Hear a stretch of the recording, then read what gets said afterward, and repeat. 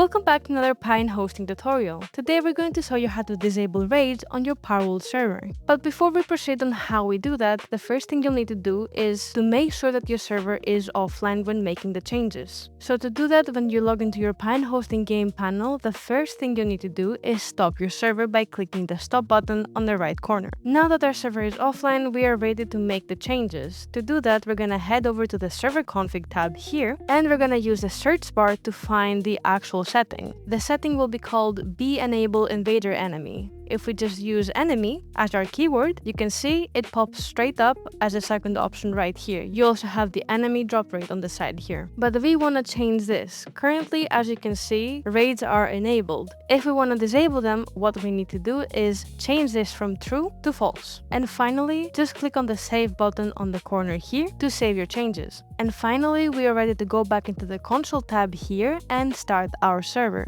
And just like that, our server is now up and running and raids are fully disabled on the server. If you require any further assistance, feel free to reach out to our support team. We're always happy to help.